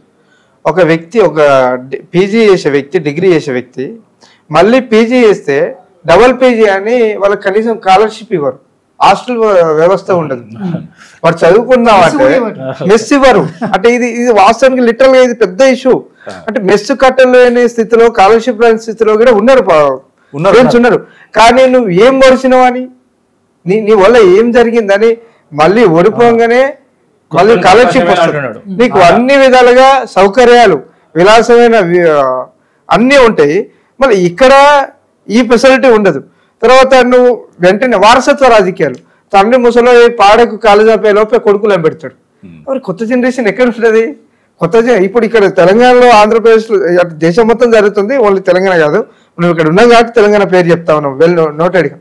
ఇవాళ రేపో మాపో ఆయన జీవితమే రిటైర్ అవుతున్న వాళ్ళను పిల్లల్ని తీసుకొచ్చి చూపిస్తాడు. పిల్లలకి ఏం తెలియదు. పిల్లలు ఎక్కడో కంట్రీలలో పెరుగుతారు, ఎక్కడో ఆయన లగ్జరీ లైఫ్ కోసం. కానీ అక్కడే నేను నమ్ముకొని, ఆ ప్రజల్ని నమ్ముకొని, ఆ ప్రాంతాన్ని నమ్ముకొని ఉన్న వ్యక్తికి నువ్వేం చేస్తావు? కార్డు ఓవర్ తీయడానికి వాచ్మెన్గా, బానిసగా రంగు నోట్లు ఇచ్చి. అంటే ఈ వ్యవస్థ మారినప్పుడు ఖచ్చితంగా అన్న చెప్పినట్టుగా దేశ చరిత్ర గొప్పదే. కానీ 47 నుంచి చూసుకుంటే మహనీయులు లేరే, మహానుభావులు లేరే. ఒక గొప్ప అక్కడి నుంచి ఇది క్రీస్తు శకం, క్రీస్తు పూర్వం మౌర్యులు చౌర్యులు చూసుకుంటే వీళ్ళంతా ఉన్నది చరిత్ర, సింధు నాగరికత ఒడ్డున నివసించిన వాళ్ళు, ఇదంతా ఉన్నది వాస్తవమే. కానీ 47 తర్వాత చూసుకో, ఒక ఆయన తన ఛాయ్ తాగడానికి 100 రూపాయల నోట్లు కాలబెట్టుకొని ఛాయ్ తాగినాడు. అంటే కరెన్సీని కనిపెట్టిన ఆయనే ఛాయ్ కోసం, నీ వ్యక్తిగత స్వలాభాల కోసం వాళ్ళ కరెన్సీని వాడుతా ఉన్నావు. అదే కరెన్సీ లేక వాళ్ళ కనీసం ఏమి పనులు చేయని పనులు గడి చేస్తా ఉన్నారు. ఆ పనుల పేరు చెప్పాను నేను. అదే కరెన్సీ అంటే బతకడం కోసమే. ఇవాళ బర్రెకు లేదు, గొర్రెకు లేదు, ఇవాళ కుక్కకు లేదు. కానీ దీనికి మొట్టమొదటిసారి మూలం ఎక్కడ పడిందంట? ఎవరైతే నోట్లను కనుక్కొని నోట్లను తీసుకున్నారో వాళ్ళే నోట్లను కాల్స్తూ ఛాయ్ కాసుకొని తాగిరని చెప్పేసి. కానీ దీని మూలం ఎక్కడ పడింది? ఇంత దిగజారడానికి, మన ఎడ్యుకేషన్ వ్యవస్థ నాశనం అవడానికి, యూత్ ఇంత నాశనం అవడానికి మూలం అయితే పడింది కదా. అక్కడనే కదా. అది ఎవరు స్టార్ట్ చేశారు, ఎక్కడి నుంచి పడింది? అంటే ఇది వ్యవస్థ అంటే పర్టికులర్ చెప్పలేము అంజనీయులన్న. మన యొక్క వ్యవస్థనే ఇది ఒక పితృస్వామ్య వ్యవస్థ. ఇంతకుముందు మాతృస్వామ్య వ్యవస్థ ఉండే. ఒకప్పుడు రాజ్యాలు ఉండే, తర్వాత రాజ్యాల తర్వాత ప్రజాస్వామ్యంలోకి వచ్చిన తర్వాత ప్రజాస్వామ్యంలోకి వచ్చిన తర్వాత ఏదైతే రాజులు ఉన్నారో, ఇప్పుడు మైసూరు రాజులు మీకు బెస్ట్ ఎగ్జాంపుల్. ఇప్పటికి వాళ్ళు 1000 కోట్లకు అధిపతులు. అంటే తర్వాత ప్రజాస్వామ్యంలోకి వచ్చిన తర్వాత ఈ ఆస్తులు అనేది ఒకరి దగ్గరనే ఉండిపోయినాయి. ఇప్పటికి చాలా పెద్ద పెద్ద కోటలు కావచ్చు, 1000 ఎకరాలకు ఆసాములు భారతదేశం ఉన్నారు. మీరు ఏదైతే భూపరిమిత చట్టాలు తెచ్చినాం, భూపరిమిత చట్టాలు చేసే వ్యక్తి ఒక 19 ఎకరాలు ఉండాలి అని ఒక చట్టాలు తెచ్చిన తర్వాత ఇట్లా ఇప్పటికీ అన్అఫిషియల్గా మా కోడంగల్లోనే పేరు చెప్పాను కానీ ఒక వ్యక్తితో దాదాపు ఒక 1000 ఎకరాల ల్యాండ్ ఉంది. కొన్ని గ్రామాలు ఆయన దగ్గర ఉన్నాయి. అంటే ఈ చట్టాలు ఎక్కడ పోయినాయి? ఈ చట్టాలు వర్తించే వాళ్ళకు ఇప్పటి కొన్ని గ్రామాలు వాళ్ళ చేతిలో ఉన్నాయి, వాళ్ళు చెప్పిందే శాసనం. అంటే ఈ వ్యవస్థ ఏంటంటే ఇప్పుడు వాళ్ళు రాజుల తర్వాత వాళ్ళ ఆస్తులు, నిజాంకి సంబంధించిన ఆస్తులు ఇప్పుడు చాలా ఉన్నాయి. వాళ్ళ నిజాం వారసులు అంతా టర్కీలు ఉన్నా ఇప్పటికి హైదరాబాద్లో సంబంధించిన ప్యాలెస్ కావచ్చు, ఇంకా వేరే వేరే అనేక 1000 ఆస్తులు ఉన్నాయి. అంటే ఈ ప్రభుత్వం ఏం చేసేదంటే ఈ యొక్క ఆస్తిని మొత్తం ఏంటంటే తీసుకొని జప్తి చేసుకొని తన ఆధీనంలో పెట్టుకుంటే ఇప్పటికి ఆ పరిస్థితి కనబడకుండా. ఇంతకుముందు నేను నోట్లు కలుసుకున్నా చూడు, ఆయన ఆస్తులు మొత్తం ప్రభుత్వం జప్తి చేసుకుంటే ఈ పరిస్థితి ఉండకుండే. సరే, వాళ్ళ ఆస్తులు అట్లే కంటిన్యూ అయిపోయినాయి. మళ్ళీ చట్టాలు వాళ్ళు అనుకూలంగా మార్చుకున్నారు. వారసత్వంకి వచ్చిన ఆస్తిని కాపాడుకునే వెసులుబాటును తీసుకొచ్చింది. సింపుల్ ఏంటంటే చట్టాలు చేసేది ఎవరైతే ఆ వ్యక్తులే కాబట్టి, ఏదైతే ఆర్థికంగా సామాజికంగా బలంగా ఉన్న వ్యక్తులు కాబట్టి చట్టాలు తీసుకొచ్చిండ్రు. ఎస్, మాకు వారసత్వం వచ్చిన ఆస్తిని మేము వేరే వాళ్ళకి ఎందుకు ఇవ్వాలని చట్టం తీసుకొచ్చిండ్రు. కాబట్టి ఆ వ్యవస్థ అట్లే ఉంది. బెస్ట్ ఎగ్జాంపుల్ మైసూరుకు సంబంధించిన రాజదర్బార్ ఇప్పటి ప్రతి సంవత్సరాలకు వారోత్సవాలు జరుగుతాయి. సేమ్ రాజులు ఇంతకుముందు రాజులు ఏ విధంగా వ్యవహరించారు, వాళ్ళకి కలిసిన ప్రోటోకాల్ కానీ వ్యవస్థ కానీ అట్లే ఉంది. మైసూరు అట్లే ఉంది, అయోధ్య కూడా అట్లే ఉంది. విద్యా వ్యవస్థను భ్రష్టు పట్టించి కూడా రాజకీయ పార్టీలు ప్రభుత్వాలు. ఎందుకు అంటే ఇక్కడ ఇన్ఫ్రాస్ట్రక్చర్ ఉండదు, క్వాలిటీ విద్య ఉండదు, అధ్యాపకులు ఉండరు. ఎందుకు ఉండరు అంటే రాజకీయ నాయకుల పిల్లలు ఇక్కడ చదవట్లేదు. ఇక్కడ ఉన్నటువంటి కళాశాలలలో ఇక్కడ చదవట్లేదు. ఇక్కడ చదివేట వాళ్ళు తెలంగాణలో వెనుకబడినటువంటి వర్గాల పిల్లలే. దానివల్ల విద్యా వ్యవస్థను భ్రష్టు పట్టిస్తారు. ఇప్పుడు రాజకీయ పొలిటీషియన్ల పిల్లల మొత్తం తీసుకో. ఇప్పుడు మా ఎమ్మెల్యే ఉన్నాడు, మా ఎమ్మెల్యే కొడుకు లండన్లో చదువుతున్నాడు. ఉదాహరణ చెప్తున్నా. ఆయన ఏదో వచ్చిండు, సెటిల్ అయ్యాడు, రాయగలరు ఉన్నాడు. ఆయనే పోతాడు ప్రభుత్వ స్కూల్ ఓపెన్ చేస్తాడు, ఆయనే పోతాడు ప్రైవేట్ దవాఖానలు ఓపెన్ చేస్తాడు. అంటే ఇక్కడ గవర్నమెంట్ స్కూల్ భ్రష్టు పట్టించేది మొత్తం రాజకీయ నాయకులు. స్కూళ్ళను కానీ విద్యా వ్యవస్థను కానీ. విద్యకు పెట్టే బడ్జెట్ ఎంత, వైద్యానికి పెట్టే బడ్జెట్ ఎంత, రాష్ట్ర బడ్జెట్ వేరే దేశాలు వేరే కంట్రీలు విద్యకి ఎంత పెడుతున్నాయి, వైద్యానికి ఎంత పెడుతున్నాయి, మన దేశంలో మన రాష్ట్రాలు ఎంత పెడుతున్నాయి ఆడనే అర్థమవుతుంది. నిర్దిష్టంగా ఇక్కడ మొత్తం నిర్వీర్యం చేస్తుంది విద్యా వ్యవస్థను. అంటే మొత్తం విదేశాలలో చదువుకుంటుంది అన్న. ఇప్పుడు గవర్నమెంట్ స్కూల్ ఉంది. గవర్నమెంట్ స్కూల్లో మొట్టమొదటిగా గవర్నమెంట్ ఎంప్లాయీస్ ఎవరైతే ఉన్నారో వాళ్ళ పిల్లలు ముందు వచ్చి జాయిన్ కావాలని చెప్పేసి ఒకరు ఇంతకుముందు మాట్లాడడం జరిగింది. నేను స్లమ్లో ఉన్న పిల్లలు మాత్రమే గవర్నమెంట్ స్కూల్కి, పల్లెటూరులో అంటే స్కూల్ ఉంది దానికి వెళ్తారు. కానీ ఇప్పుడు సిటీ టౌన్లలో ఏ గవర్నమెంట్ ఎంప్లాయీ పిల్లలు ఏ ఐఏఎస్ ఆఫీసర్, ఐపీఎస్ ఆఫీసర్ కానీ, క్లర్క్, సూపరింటెండెంట్, గవర్నమెంట్ ఎంప్లాయీ ఏ పిల్లలైనా సరే వాళ్ళకు గవర్నమెంట్ స్కూల్లో చదివిస్తేనే శాలరీ ఇస్తాం లేకుంటే కట్ చేస్తామన్న ఒపీనియన్ తీసుకుంటే ఎట్లా ఉంటుంది గవర్నమెంట్? చాలా అయితే అది ఉంది కానీ పాలించరు వాళ్ళు. ఇవాళ మీరు అన్నట్టు గ్రామాలలో 10% 20% స్కూళ్ళలో పోయేది. స్కూల్కి గతంలో గత 10 ఏళ్ళు అంటే ఎక్కడో వద్దు, గత 10 ఏళ్ళు వెనక్కి తీసుకుంటే 2012 2010 చూసుకుంటే ఒక్కొక్క స్కూల్లో 400 500 1200 ఉంటాయి. గవర్నమెంట్ స్కూల్ గవర్నమెంట్ స్కూల్ నేను చదువుకున్న స్కూలే. ఒక విషయం, ఇప్పుడు ఢిల్లీ సీఎం అరవింద్ కేజ్రీవాల్ ఉన్నాడు, అక్కడ గవర్నమెంట్ స్కూల్ తీసుకో, ఎంత ఇన్ఫ్రాస్ట్రక్చర్ పెంచి నాణ్యత పెంచి క్వాలిటీ ఎడ్యుకేషన్ పెట్టి ఎట్లా చేసి ఉదాహరణ చూసుకుంటే ఒక కార్పొరేట్ స్కూల్ సిస్టమ్ లో తయారు చేసిండు. ఇక్కడున్న ప్రభుత్వాలు ఎందుకు చేయట్లా? ఒక ఎమ్మెల్యే రోడ్ మీకు వచ్చి అడగడు అసలు కంపెన్సం అన్న ఒక మాట చెప్తాను. వాస్తవంగా దీనిపై కార్పొరేట్ శక్తుల ప్రభావం అనేది చాలా ఉందన్న. దేశంలో కానీ రాష్ట్రంలో కానీ ప్రతి వ్యవస్థని కార్పొరేట్ వ్యవస్థ నడిపిస్తుంది. ప్రతి రాజకీయ పార్టీ, ఎస్పెషల్లీ రాజకీయ పార్టీలని ఈ కార్పొరేట్ సిస్టమ్ అడ్మినిస్ట్రేషన్ చేస్తుంది. కాబట్టి వీళ్ళు పుట్టగొడుగుల్లా, ఇప్పుడు నారాయణ కావచ్చు, చైతన్య కావచ్చు, ఒకటి పర్మిషన్ ఒకటే స్కూల్ కాలేజ్ ఉంటుంది, దాని పేరు మీద అదే నెంబర్ పెట్టి అదే రిజిస్ట్రేషన్ పెట్టుకొని 10 నడిపిస్తాయి. ఈ ప్రభుత్వాలు ఇట్లా చూస్తూ చూడకుండా వెళ్ళిపోతాయి. బికాజ్ ఏంటంటే ఫండింగ్ చేస్తారు. మొన్న మీరు చూసిండ్రు ఏదంటే టీఆర్ఎస్కి ఎంత కాంగ్రెస్కి ఎన్ని చేసిండ్రు ఏందనేది. అయితే ఏమైతుంది, కొన్ని ప్రభుత్వాలు సాహసం చేస్తున్నాయి. ఇప్పుడు తమిళనాడుకు సంబంధించి స్టాలిన్ గారు ఏంటంటే ఆయన ఒక జీవో తెచ్చే ప్రయత్నం చేసిండు. ఎవరైతే ప్రభుత్వ ఉద్యోగాలకు సంబంధించిన బిడ్డలు ప్రభుత్వ పాఠశాలలో కానీ ప్రభుత్వానికి సంబంధించిన సంస్థలు చదువుతుంటే వాళ్ళకి రిజర్వేషన్ వర్తిస్తుంది అనే ఒక కొత్త చట్టాన్ని తీసుకొచ్చే ప్రయత్నం చేసింది. దాన్ని ఇట్లా ఏదైతే కొందరు ఏందని అడ్డుకునే ప్రయత్నం చేసింది. అక్కడ ఉన్నటువంటి అట్లెట్లయితుంది, మా పిల్లలని మేము ప్రభుత్వ పాఠశాల మేము ఎందుకు చదివించుకుంటాము, మేము మంచిగా ప్రైవేటు ఉన్నది మంచి సకల సౌకర్యాలు ఉన్న పరిస్థితి చదువుకుంటాము, అదేంది ఇదేందని కొందరు మానవ హక్కుల పేరుతో కొందరు ఏంటంటే డిస్టర్బ్ చేసే ప్రయత్నం చేశాను. బట్ ఖచ్చితంగా ఇది సెంట్రల్కి సంబంధించిన ఒక 100% ఒక జీవో తీసుకొని రావాలి. ఈరోజు ప్రభుత్వ పాఠశాలను బలోపేతం చేస్తామని చెప్తూనే ఇంకొక వైపు ఏంటంటే వాళ్ళకి ఇప్పుడు ప్రవీణ్ అన్నట్ల ఒక విద్యకి ఎంత కేటాయిస్తున్నామంటే 6% కేటాయిస్తున్నాం. అది రాష్ట్ర ప్రభుత్వం అయినా సెంట్రల్ అయినా తక్కువ. నువ్వు అనవసరమైన విషయాల్లో విపరీతమైన ఫండ్ మొత్తం పన్నుల రూపంలో గుంజుకొని అనవసరమైన విషయాలని ఫండ్ పెడుతున్నావు. What is the benefit? ఈరోజు సైన్యం మీద పెట్టాల్సిన పరిస్థితి లేదు, విద్య మీద పెట్టాల్సిన పరిస్థితి లేదు. అనవసరమైన బడ్జెట్ 1000 కోట్లు చూపిస్తున్నాం. బట్ ఏంటంటే ఇక్కడ ఇదన్నిటి కారణం ఏంటంటే ఒకప్పుడు ప్రైవేట్ సిస్టమ్ లేకుండే, పాఠశాల లేకుండే, విద్యా వ్యవస్థ లేకుండే, ఏం చదువుకోవాలనుకున్నా మా వరకు అయితే దాదాపు మా నుండి ఒకప్పుడు ఏంటంటే కేవలం ప్రభుత్వ ఆధీనంలో నడిచే వ్యవస్థలు ఉండే. కాబట్టి అక్కడ ఉన్నటువంటి స్టాండర్డ్ ఎడ్యుకేషన్ ఉండే పిల్లలకి, ఇట్లా అక్కడ ఉన్న టీచర్లు కానీ అందరు కానీ కొంచెం నాలెడ్జ్ ఉన్న వ్యక్తులు ఉండ్రి. అక్కడ కొంచెం వ్యవస్థ కొంచెం గ్రోత్ అయ్యే పరిస్థితి ఉంది. ఇప్పుడు ప్రతి ఒక్క గల్లీకి, చిన్న గల్లీకి 4 ప్రాథమిక పాఠశాలలు ప్రైవేట్ వాళ్ళు ఇల్లీగల్ ఏర్పాటు చేసుకుంటారు. వాంత కూర్చుండదు, చదువుతున్నాడు, వానికి బయటకు వస్తున్న నాలెడ్జ్ ఉండదు, చెప్పేటానికి నాలెడ్జ్ ఉంది, వానికి కనీసం దానికి సంబంధించిన దానికి చెప్పడానికి కావాల్సిన మినిమం నాలెడ్జ్ కూడా ఉండదు. ఇలాంటి వ్యక్తులను ప్రొడ్యూస్ చేస్తుంటారు. ఇప్పుడు కరుణాకర్ చెప్పాడు, ఇంజనీరింగ్ కాలేజీలు పుట్టగొడుగులు వచ్చినాయి. కేవలం మేనేజ్మెంట్ కోట పైసల కోసం ఇంజనీరింగ్ కాలేజీలు ఉన్నాయి. వాడు సర్టిఫికేట్ ఇస్తున్నాడు.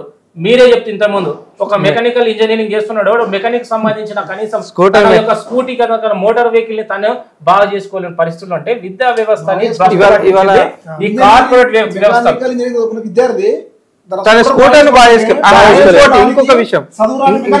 ఇంకొక విషయం ఏంటంటే ఒక టీచర్ డిఎస్సి రాసిన ఒక వ్యక్తి తన పిల్లాడికి చదువులే చెప్పుకోలేని దుస్థితిలో ఉంది. తను ఇప్పుడు డిఎస్సి కష్టపడి ఉద్యోగం చేసుకొని ఒక వ్యక్తి ఆయన మంచి సోషల్ స్టడీస్ సంబంధించిన మ్యాథమెటిక్స్ సంబంధించిన వ్యక్తి ఉన్నాడు అనుకో, ఆయననేమో ఏదైతే గరీబోళ్లకు ప్రభుత్వాల్లో పాఠాలు చెప్తాడు, ట్యూషన్ పంపిస్తాడు. అంటే ఇంత మందికి చెప్పేటోడు కదా, చెప్పేటోడు కదా, నీవే ట్యూషన్ చెప్పాలి. వ్యవస్థలు ఏమైతుంది పంపిస్తున్నావు. వ్యవస్థలు ఏమైతుందంటే ఒకప్పుడు పూర్వీకులు చూసుకుంటే ఎగుమతి దిగుమతి ఉండే పక్క దేశాలకు. మనకు మొన్నటిదాకా 15 ఏళ్ళు 20 ఏళ్ళు బ్యాక్ చూసుకుంటే అన్నకి పని చేయన్న అంటే నేను ఇంకో పనికి వస్తాను అంటే ఒక నాటే వస్తే వాళ్ళు ఒరిగట్టి ఏదో ఒకటి సంథింగ్ ఒక ఎక్స్టెన్షన్ ఉండే, వస్తు మార్పిడి ఎగుమతి దిగుమతి ఉండే. ఇవాళ ఏమైందంటే ఇవాళ ఎవడన్నా పిలిస్తే నువ్వు నాకు ఎంత ఇస్తావు, నేను ఏడికి రావాలి ఎంత అంటే కనీసం ఏమైందంటే మానవత్వం లేదు, మానవత్వం మంటలు గడిచిపోయింది.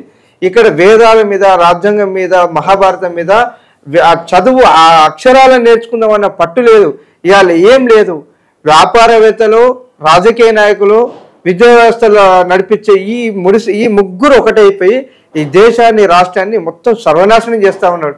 ఇవాళ ఒక వ్యక్తి ఎమ్మెల్యేగా పోటీ చేసినట్టే నీ పిల్లగాడు గవర్నమెంట్ ద్వారా అన్ని తీసుకుంటాడు అంటేనే పోటీ చేసే అర్హత వచ్చిన రోజు ఖచ్చితంగా ఈ దేశం మారుతుంది. ఇవాళ విద్యా వ్యవస్థలో ఈడు బెంచ్ కార్లో తిరుగుతాడు, అదే గవర్నమెంట్ టీచరు అక్కడే లేదా పెంకటిల్లో రేకులలో ఉంటుంది అదే షెడ్లు, కానీ ఆయన పిల్లగాని కూడా ఆడు చెప్పుకోడు. ఆయన పిల్లగాని కూడా ఆ ఉన్న జీతం, నెల జీతం రాగానే ప్రైవేట్ స్కూల్లో వేస్తాడు. వాడు చచ్చిపోగానే లొల్లి చేసేది మళ్ళీ వీడే. ఏం జరుగుతుందంటే మేము స్కూల్ పోతప్పుడు 2007-8 2 సెక్షన్లు ఉంటుండే. ఒక సెక్షన్కి 8 మంది, 4 సెక్షన్లు ఉండేది. ABCD అని సెక్షన్స్ ఉండేది. 6th క్లాస్కి వెళ్ళి ప్రైవేట్ స్కూల్ పోయినాక 2 సెక్షన్లు ఉంటుండే. ఏ సెక్షన్లో నువ్వు ఏ క్లాస్ చూసుకున్నా 8 మంది ఉంటుండే. అప్పుడు ఏంది, ఇంత ఎక్విప్మెంట్స్ లేవు, ఇంత సిస్టమ్ లేదు. ఇప్పుడు బుక్కులు భుజం మీద పెట్టుకొని పోయేది, లాగు చేసుకొని ఏదో చిన్న ఏదో వేసుకొని పోతుండే మనం ఉన్న సిచ్యువేషన్లో. ఇప్పుడు ఇంత డెవలప్ చేసి, ఇంత ఇన్ఫ్రాస్ట్రక్చర్ పెంచి, ఇంత క్వాలిటీ ఎడ్యుకేషన్ పెట్టి, భోజనాలు పెట్టి ఇన్ని పెట్టినా పిల్లలు ఎందుకు పోతలేరన్నా? వ్యవస్థల లోపం ఉంది. ఇంకొకటనా, వ్యవస్థల లోపం ఉంది కాబట్టి పిల్లలు పోతలేరు. అంటే గవర్నమెంట్ శ్రద్ధ పెట్టట్లేదు. ఇవాళ విద్యా వ్యవస్థే కాదు, ఆహార భద్రత కూడా లేదు ఈ దేశం. ప్రోత్సహిస్తుందే ప్రభుత్వాలు. కార్పొరేట్ స్కూళ్ళను ప్రోత్సహించి వాళ్ళ దగ్గర ఫండింగ్ తీసుకొని, లేదంటే ఏ విధంగా తీసుకొని ఇలా కార్పొరేట్ విద్యా వ్యవస్థను ప్రోత్సహించేదే గవర్నమెంట్. అదే గవర్నమెంట్ కానీ ఎవడున్నా నిర్దేశంగా మోసపోయేది ఎవడు? పేద విద్యార్థి.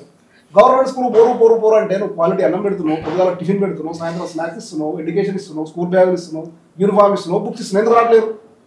లోపం ఇక్కడ ఉంది, వ్యవస్థల లోపము. వ్యవస్థల లోపము. నీకు ప్రైవేటు కార్పొరేట్ విద్య మీద ఉన్న ఇంట్రెస్ట్ నువ్వు ఇక్కడ కల్పిస్తే ఎందుకు రాదు? గవర్నమెంట్ ఏదైతే కార్పొరేట్ రాజకీయాలు చేస్తుందో అది కాకుండా గ్రౌండ్ లెవెల్ పోయి పిల్లలు కవర్లు తీసుకురావాలి, పేరెంట్స్ కవర్లు తీసుకురావాలి. ఫస్ట్ ఎవరైతే గవర్నమెంట్ ఎంప్లాయీస్ ఉంటారో వాళ్ళు మారాలి, వాళ్ళు మారి వ్యవస్థను మార్చాలి. ఇవాళ ఎడ్యుకేషన్ కాదు, ఫుడ్, ఒక మనిషిని బతికిచ్చే ఫుడ్. అప్పుడు జొన్నలు, రాగులు, సంగటి ఉండేది. ఇవాళ అవన్నీ బంద్, జింక్ ఫుడ్ అయిపోయింది మొత్తం.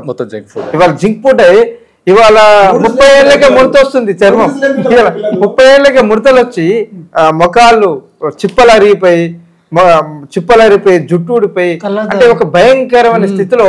ఎందుకు అంటే వ్యవస్థ ఓన్లీ వన్ ఆఫ్ ద వ్యాపారవేత్తలు, ఎడ్యుకేషన్ పర్సనాలిటీ 12,000. ఇప్పుడు మీరు చెప్తున్నట్టు అన్న, మనం చదువుకున్న తెలుగుని చూసుకున్నట్టయితే తెలుగులో ఇప్పుడు ఎవ్వరికి తెలుగు చదవడం రాదు, లెసన్స్ లేవు. ఫస్ట్ తెలుగు తిక్కన్న, ఎర్రన్న, నన్నయ్య అనే లెసన్స్ ఉండే. అలా కవుల పేర్లు ఉండే, సోమరాజులు.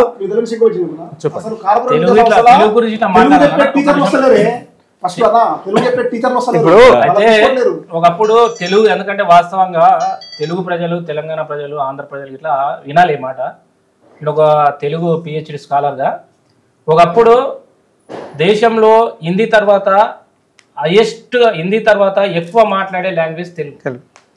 ఈరోజు తెలుగు పరిస్థితి ఏంటంటే తెలుగు 4వ ప్లేస్కి వచ్చిందన్న. హిందీ తర్వాత బెంగాల్ తర్వాత అండ్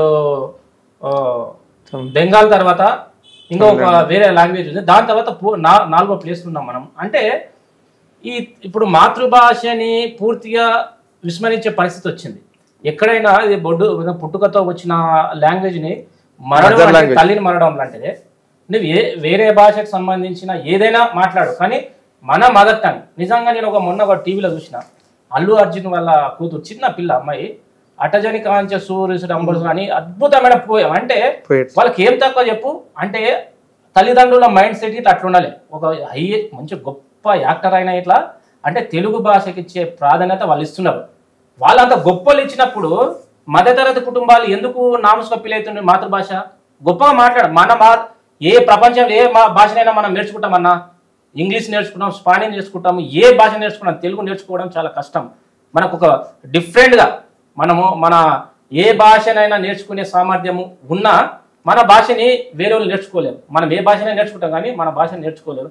కాబట్టి తెలంగాణ, తెలుగు రాష్ట్రాల్లో ఉన్నట్టు పబ్లిక్లో ఆలోచన చేయాలి. మన భాష ఏదో మృత సముద్రం లాగా రోజు తగ్గిపోయింది అనుకో, మనని కనీసం ఇక ఎవడు దేకటోడు ఉండడు. కాబట్టి మనము వేరే భాషలు నేర్చుకుంటేనే మన మాతృభాషని మనం కాపాడుకుందాం. మన మాతృభాష అంటే మన అమ్మ భాష. మన అమ్మ భాషని మనము హేళన చేసి మాట్లాడితే మనకు అమ్మానాన్న గౌరవం ఇవ్వలేని పరిస్థితులు ఉన్నాయి. కాబట్టి మాతృభాష ఏదైతే దేశంలో 2వ స్థానంలో ఏ విధంగా ఉండేనో మళ్ళీ 2వ స్థానంలో తీసుకుపోతే అవసరమైన కంటే మొదటి స్థానంలో తీసుకుపోయే ప్రయత్నం చేద్దాం. ఎన్ని భాషలను నేర్చుకుందాం. ఎందుకంటే ఇది బాధ అనిపిస్తుంది, ఎవడో వచ్చి తెలుగు గురించి మనం చెప్పాల్సిన పరిస్థితి అయింది. మన యొక్క నాన్న గురించి, మన యొక్క అమ్మ గురించి ఎవడొచ్చి చెప్పే పరిస్థితి మనం తెచ్చుకోవద్దు. మన ఉనికికే ప్రమాదము. ఎన్ని భాషలను నేర్చుకోండి, మాతృభాషని మర్చిపోవద్దు. మాతృభాషను కాపాడుకుందాం. మాతృభాషను కాపాడుకుంటే మన అస్తిత్వం. అది నేను ఈ తెలుగు ప్రజలకు చెప్పదలుచుకున్నాను. ఇవాళ మోటివేషన్ కావాలంటే శ్రీశ్రీ కవిత్వాలు కావాలన్నా, నన్నయ్య పద్యాలు కావాలన్నా, తిక్కన కావాలన్నా, ఆసన కవుల చరిత్ర కావాలన్నా తెలుగు కావాలి. తెలుగు మాట్లాడాలంటే మొహమాటం. ఎందుకంటే తెలుగు ప్రజల చైతన్యం లేపింది ఒక వ్యక్తి లేపిండు, మొత్తం ఈ రాష్ట్రాలకు 2 రాష్ట్రాలకు పంచిపెట్టాడు. కానీ ఇవాళ ఏమవుతుందంటే ఇక్కడ ఎడ్యుకేషన్గా వాడు ఏమన్నా మాట్లాడాలంటే మమ్మీ డాడీ అనాలి. అంటే వాళ్ళు పుట్టుకతోటి ఇప్పుడున్న జనరేషన్కి పుట్టడమే మమ్మీ డాడీ, యాపిల్, ఎలిఫెంట్ అంటే ఇలాంటి పదాలు నేర్పి మన భాషని మన వాళ్ళే ఇప్పుడున్న యంగ్ జనరేషన్ కానీ పుడుతున్న చిల్డ్రన్స్కు పూర్తి స్థాయిలో పిల్లలు అమ్మ అనే అమ్మదానాన్ని, ఆ లాలిపాటను అదంతా మర్చిపోయారు. ఆ పూర్వీకులు చేసిన ఆ వేదాలు ఉపనిషత్తులు ఎవ్వరు చదవరు. ఇప్పుడు రాజ్యాంగం మహాభారతం చదవనే చదవరు. అక్కడ దాకా పోయాను. అచ్చులు అల్లులు వ్యతిరేక పదాలు అంటే సందులు సమోసాలని ఆ పదాలు కనీసం ఎప్పుడు గుర్తుపట్టడు ఇవాళ.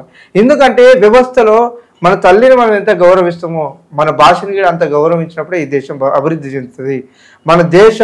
మన దేశాన్ని మనం ప్రేమిస్తున్నాం, మన భారతదేశాన్ని ఎంత ప్రేమిస్తున్నామో, మన తల్లిని ఎంత గౌరవిస్తున్నామో మన భాషకి అంతే ప్రాధాన్యత ఇవ్వాలి. ఆ భాషను ప్రాధాన్యత ఇచ్చినప్పుడు ఖచ్చితంగా డెవలప్మెంట్ అవుతుంది. ఇవాళ మనం ఏది మాట్లాడుకున్నా కనీసం బయటికి వెళ్ళాలంటే వేరే దేశంలో. అందుకే నేను ఒక మాట రాసా, మన దేశం ఈ పరాయి దేశాలు, మన దేశం వైన్స్కి వెళ్తే పక్క దేశాలు సైన్స్కి వెళ్తున్నాయని రాశాడు. ఎందుకంటే మన దేశం ఏమో వైన్స్కి వెళ్తా ఉంది, పక్క దేశాలు సైన్స్కి వెళ్తా ఉన్నాయి. కనీసం మన దేశం మన దేశ భద్రత కాపాడాలంటే మన తల్లిని ఎంత గౌరవిస్తామో, మన దేశ భాషను ఎంత గౌరవిస్తే ఖచ్చితంగా ఈ దేశం అభివృద్ధి చెందుతుంది. ఎప్పటికైనా భారతదేశం మనకు మించిన దేశం లేదు.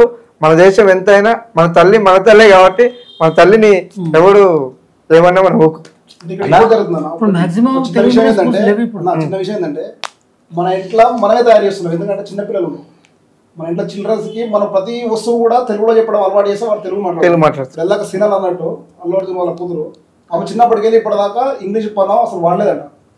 తెలుగు ప్రొనౌన్సియన్స్ లా అసలు ఇంగ్లీష్ పదం అనేది వాడదట. ఏది విలువాలన్నా ఏం చేయాలన్నా ప్యూర్ తెలుగు తెలంగాణ భాషలనే, అది కూడా తెలుగుగా తెలంగాణ భాషలనే నేర్పించినట్టు ప్యూర్గా. అదే ఏమంటున్నా అంటే మనం పిల్లలకు నేర్పించాల్సింది సంస్కారం ఒకటి, నాలెడ్జ్, మళ్ళీ ఇంకోటి భాష, మాతృభాష. నువ్వు ఏ వస్తువు చెప్పు, అమ్మను అమ్మనే పిలవాలి, నాన్ననే పిలవాలి. ఏ వస్తువు నువ్వు తెలుగులో నేర్పి వాడు పట్లేరుగా తెలుగే నేర్చుకుంటాడు. అట్లా కాకుండా నువ్వు ఏది చూడు ఇంగ్లీష్ భాష ఉండాలి అప్పుడు నేర్చుకోవాలి, తప్పలేదు. దాంతోపాటు ఇది కూడా ఉండాలి. నువ్వు తెలుగు అలవాటు చేయి, వాడు చిన్నప్పటికెళ్ళి మన మాతృభాషను అలవాటు చేసుకొని స్పష్టంగా మాట్లాడుతాడు. ఇవాళ రేపు ఎవరు నేర్పిస్తున్నా తెలుగు నేర్పిస్తున్నారు. ఏ ఐటమ్ పిలవాలన్నా నాన్న అది పిలువు, నాన్న ఇది పిలువు, దాని బనానా అరటి పండు అంటే అది పిలుస్తాడు.